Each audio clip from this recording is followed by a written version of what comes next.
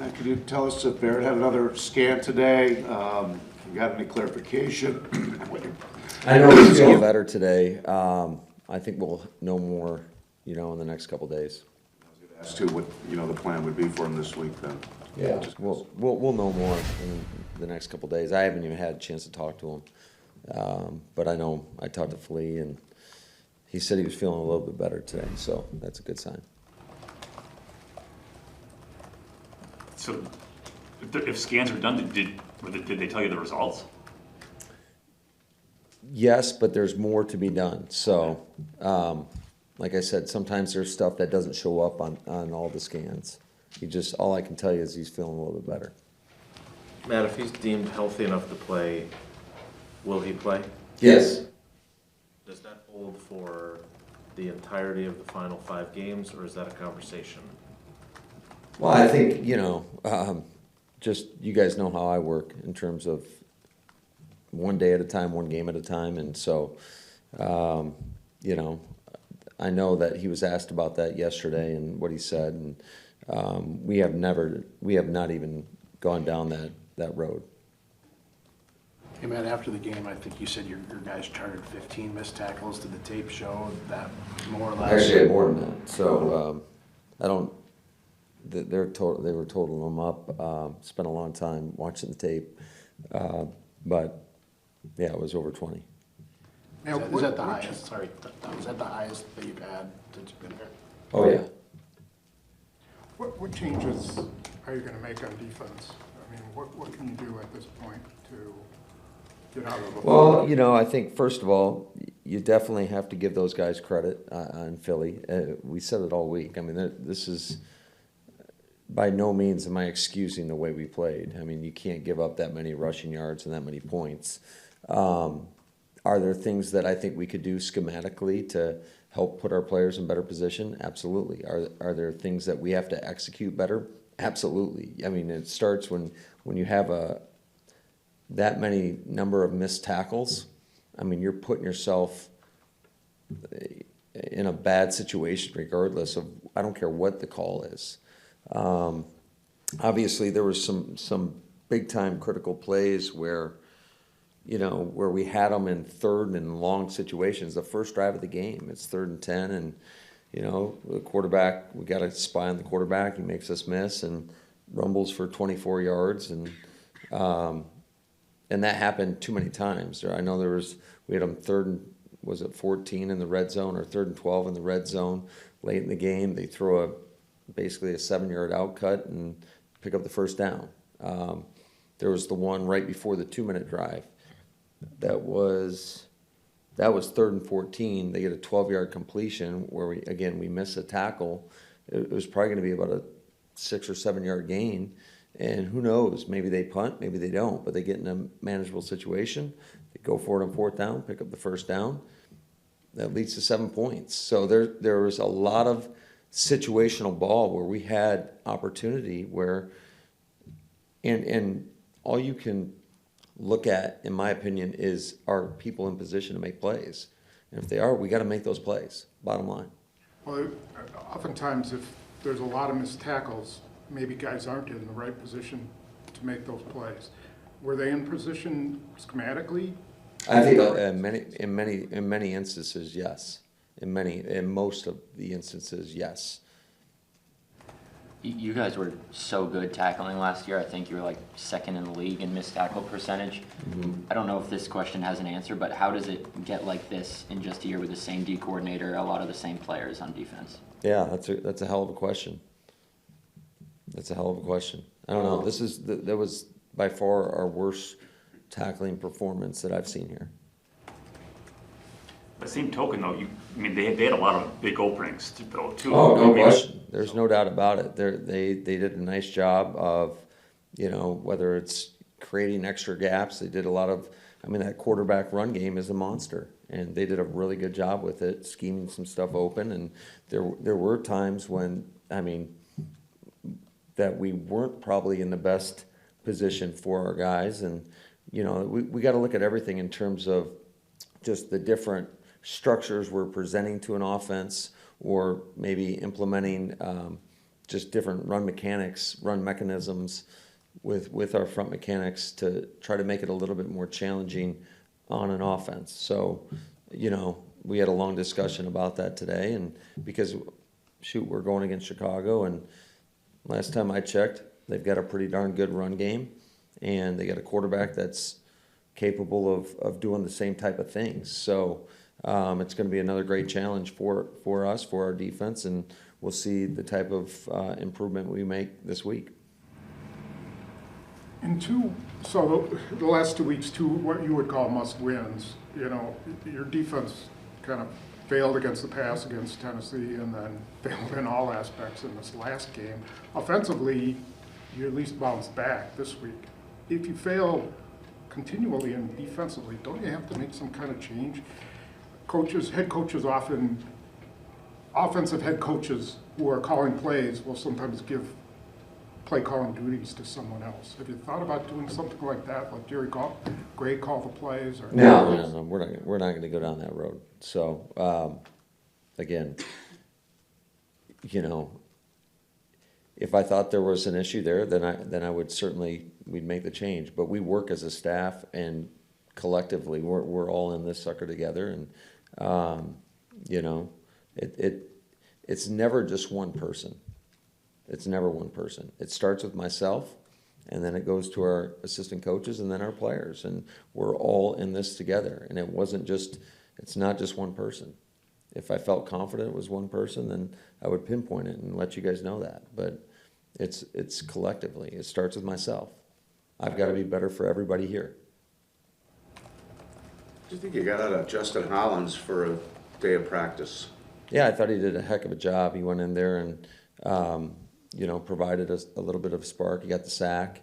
You could definitely see his speed. So I thought for what he was asked to do, I thought it was a pretty good performance. Hey, Matt, you've never made a coaching change in season. Would you ever do that, or is that something you just always feel like is, after the season starts? Well, I think you always are going to try to do what's best for your team, and but like I said, it's just it's unfortunate that I'm standing up here having to answer those questions because we didn't win a game and we didn't perform to the level that I fully think we're capable of performing at. So certainly it was disappointing, but we're gonna make all the necessary corrections, try to put the best plan in place for us to go into Chicago, and we got to play better. Bottom line. Matt, you're always really even-keeled with us, and then you got emotional about the Cowboys' win. On the flip side, when your defense is playing the way it is, especially when it was expected to be so much better, do you get frustrated? Do you get angry? I know you said it starts with you, but that game was winnable yesterday if they play close to what you expect them to play. Yeah, no, I think we're all collectively frustrated, but it's never just one phase either. Now, I mean, there was opportunities in this game. We threw 2 interceptions. We had an opportunity when the game was 20-20 with the ball going down. We got a first down, and then we went backwards. We got sacked. Got 7 or 8 yards on the next play, and on third down got sacked again. So football is the ultimate team sport. I thought that there was some good moments on both sides. There were a couple times that the defense and our teams provided the offense with short fields, and you look at the return by Keisean to start the second half.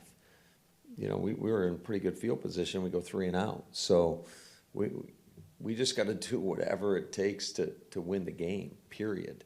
And sometimes one side of the ball or on teams has to pick up the slack for the other side. That's just the way this game works.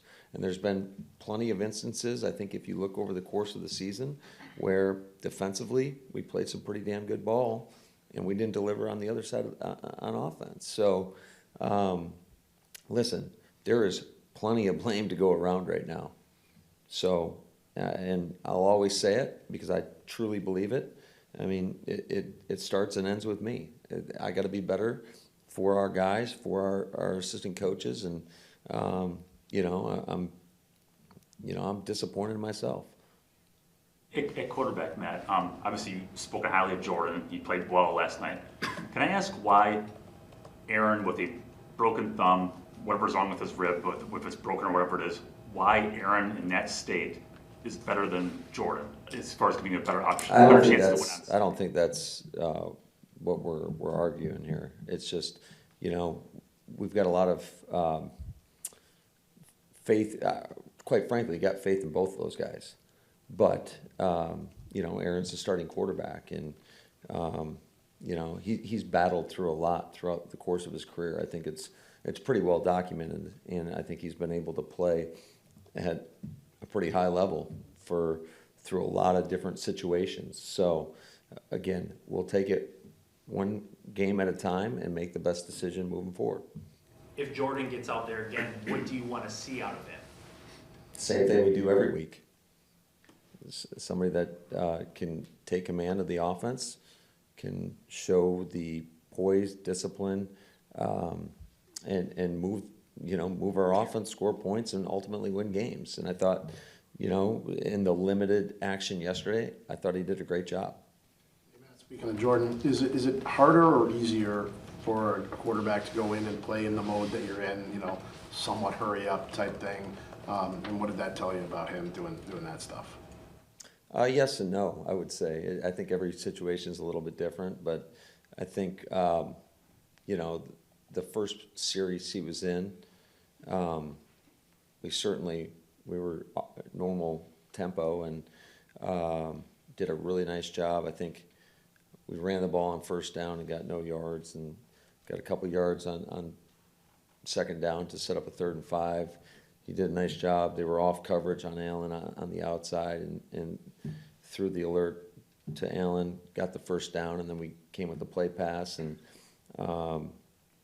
did a really good job in terms of just all the mechanics and fundamentals and the rhythm and timing that are so critical, I think, in terms of being successful in the pass game, and hit Jordan in stride and our Christian in stride, and you could really see and feel his speed on that play. So that was an impressive play by both those guys, really all the guys out on the field at that moment. And that was a cool moment. And then coming back for when we were in a hurry up mode, when we were in a 2-minute situation, I thought he did a really nice job.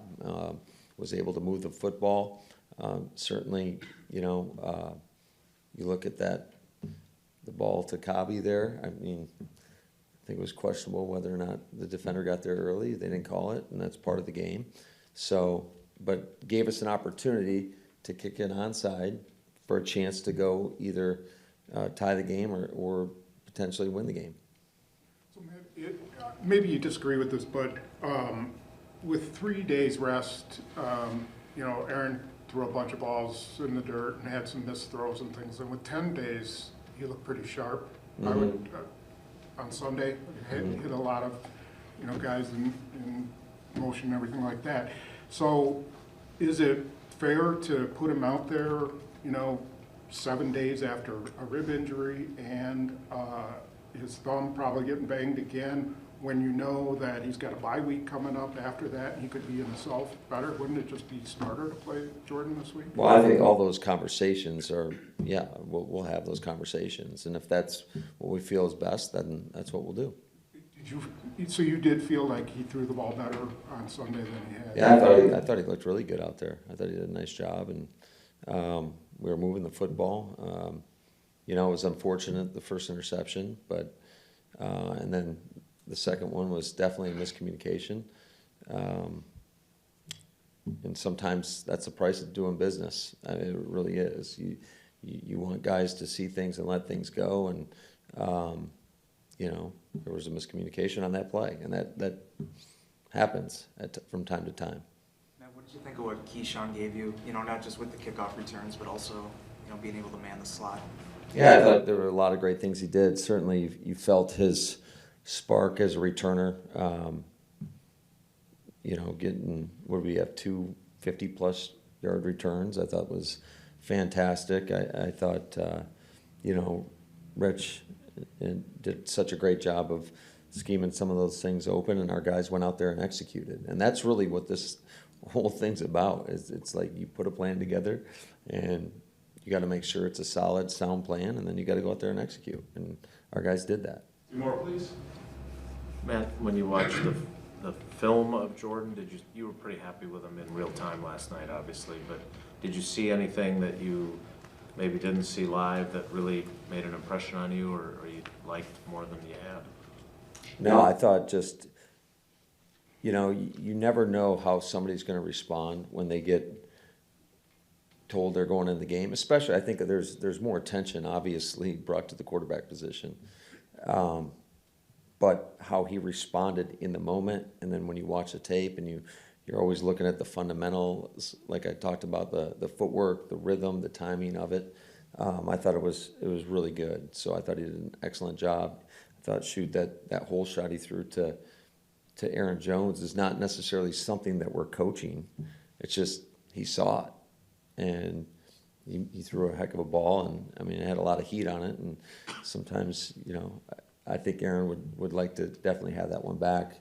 I mean, that catch he made on the scramble drill with him and Aaron Rodgers was pretty spectacular. There's not many backs in the league that can do that. So I know he's fully capable of making that play in the 2-minute situation. But just going back to Jordan, I thought just the decisiveness and to see the hole right there, and it showed up earlier.